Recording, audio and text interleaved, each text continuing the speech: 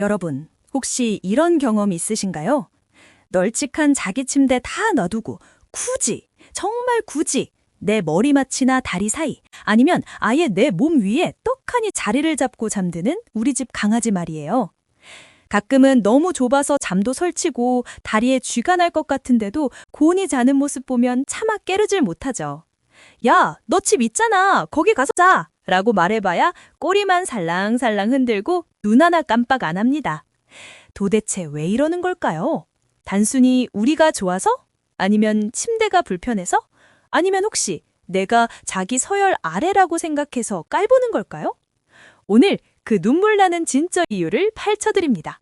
끝까지 보시면 오늘 밤 여러분 곁에 누운 댕댕이가 새삼 다르게 보일 거예요. 사실 강아지가 우리 곁에서 자는 가장 근본적인 이유는 그들의 조상인 늑대 시절부터 내려온 본능에 있습니다. 야생에서 잠을 잔다는 건 포식자에게 가장 무방비로 노출되는 아주 위험한 순간이거든요. 그래서 그들은 서로의 체온을 나누고 심장 박동을 느끼며 우리는 한 팀이다 라는 유대감을 확인합니다. 즉, 강아지가 여러분 곁에서 잠을 청한다는 건 여러분을 단순한 주인이 아니라 나의 생명을 맡길 수 있는 가장 안전한 보호막이자 유일한 가족으로 인정했다는 뜻이죠. 그런데 잠을 자는 위치에 따라서도 그 속마음이 조금씩 다르다는 거 알고 계셨나요? 예를 들어 유독 집사에 발취해서 자는 아이들이 있습니다.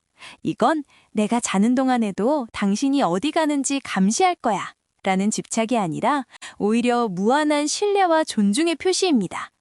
주인에게 방해를 주지 않으면서도 주인이 움직일 때 바로 반응해서 지켜주겠다는 일종의 보초병 역할을 자처하는 셈이죠. 반대로 얼굴이나 머리맡으로 자꾸 올라오는 아이들도 있죠? 이건 정말 깊은 애착의 표현입니다. 강아지들에게 얼굴은 서로의 정보를 확인하고 친밀함을 나누는 가장 중요한 부위거든요. 당신의 숨소리를 가장 가까이서 듣고 싶어하는 그 마음, 정말 사랑스럽지 않나요? 잠시 여기서 여러분의 이야기도 궁금한데요. 여러분의 강아지는 지금 어디서 자고 있나요? 발밑인가요? 아니면 배 위인가요? 아니면 혹시 베개를 같이 베고 자나요? 여러분 댕댕이만의 독특한 잠버릇이 있다면 댓글로 공유해주세요. 그리고 이런 유익한 정보 계속 보고 싶으시다면 구독과 좋아요도 잊지 마시고요. 계속해서 이야기를 나눠보자면 강아지가 우리 몸에 엉덩이를 붙이고 자는 경우도 많습니다.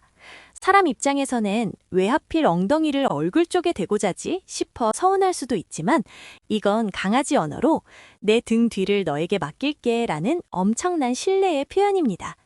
등 뒤는 강아지에게 가장 취약한 사각지대인데 그곳을 여러분에게 맡긴다는 건 그만큼 여러분을 완벽하게 믿는다는 증거죠. 또한 강아지의 체온은 사람보다 2도 정도 높습니다.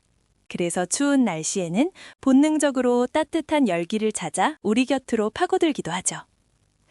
하지만 단순히 온도 때문만은 아닙니다. 우리가 잠결에 내뱉는 규칙적인 호흡과 일정하게 뛰는 심장박동 소리가 강아지들에게는 세상 그 어떤 백색 소음보다 마음을 편안하게 해주는 안정제 역할을 하기 때문입니다. 때로는 강아지가 갑자기 자다가 여러분의 몸을 발로 차거나 웅얼거리는 소리를 낼 때가 있을 거예요. 이건 강아지도 꿈을 꾸고 있다는 증거인데 전문가들은 강아지가 가장 행복하고 안전하다고 느끼는 장소에서 잠들었을 때 이런 깊은 렘수면 상태에 빠지기 쉽다고 말합니다. 즉, 여러분 곁이 강아지에게는 세상에서 가장 깊은 잠을 잘 수 있는 안전가옥인 셈이죠. 그런데 만약 강아지가 평소와 다르게 지나칠 정도로 몸을 밀착시키거나 잠시만 떨어져도 불안해한다면 그건 분리불안의 신호일 수도 있습니다. 여러분의 댕댕이는 평소에 혼자 있는 시간을 어떻게 보내나요? 혹시 잠잘 때 말고는 너무 독립적인 건 아닌지, 아니면 24시간 내내 그림자처럼 붙어 있으려고만 하는지 궁금합니다. 여러분의 경험담을 댓글로 남겨주시면 함께 고민해 볼게요. 이제부터는 조금 더 현실적인 관점에서 우리가 고민해봐야 할 부분들을 짚어보겠습니다. 사실 강아지와 함께 자는 것이 정서적으로는 너무나 행복한 일이지만 현실적으로는 몇 가지 고려해야 할 대안들이 존재합니다. 가장 먼저 생각할 수 있는 건 잠자리의 분리입니다. 무조건 따로 자라는 뜻이 아니라 침대 바로 옆에 강아지만의 전용 침대를 마련해주는 방식이죠. 이는 강아지에게 나만의 안전한 영역이 있다는 인식을 심어주면서도 주인의 체온을 느낄 수 있는 거리를 유지하게 해줍니다. 특히 관절이 약한 노령견이나 소형견의 경우 높은 침대를 오르내리는 과정에서 슬개골 탈구 같은 부상의 위험이 있기 때문에 침대 높이를 낮추거나 전용 계단을 설치하는 것이 실질적인 도움이 됩니다. 또한 위생적인 측면도 무시할 수 없습니다. 강아지는 산책을 통해 외부의 먼지나 진드기를 옮겨올 수 있기 때문에 함께 침대에서 생활한다면 침구류를 훨씬 자주 세탁하고 강아지의 위생 관리에 2배로 신경 써야 합니다. 만약 알레르기가 있거나 비염이 심한 보호자라면 공기청정기를 침대 근처에 배치하고 강아지가 침대 위로 올라오는 구역을 발치 정도로 제한하는 훈련을 병행하는 것이 장기적으로 서로의 건강을 지키는 합리적인 타협점이 될 수 있습니다. 수면의 질 또한 중요한 포인트입니다.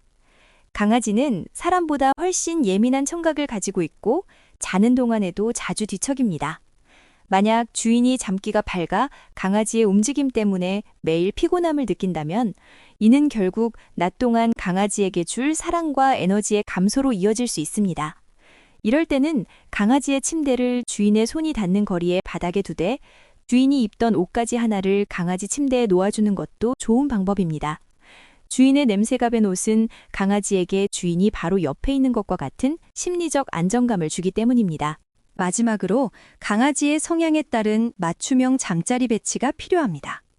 어떤 아이들은 구석진 곳에서 안정감을 느끼고 어떤 아이들은 탁 트인 곳을 선호합니다. 우리 아이가 평소 집안 어디에서 가장 편안하게 쉬는지 관찰해 보세요. 만약 거실 소파 구석을 좋아한다면 침실에도 비슷한 느낌의 하우스형 침대를 마련해 주는 것이 좋습니다. 억지로 침대 위로 올리거나 내리기보다는 강아지가 스스로 선택할 수 있는 선택지를 넓혀주는 것이 가장 건강한 공존의 방식이 아닐까 싶습니다.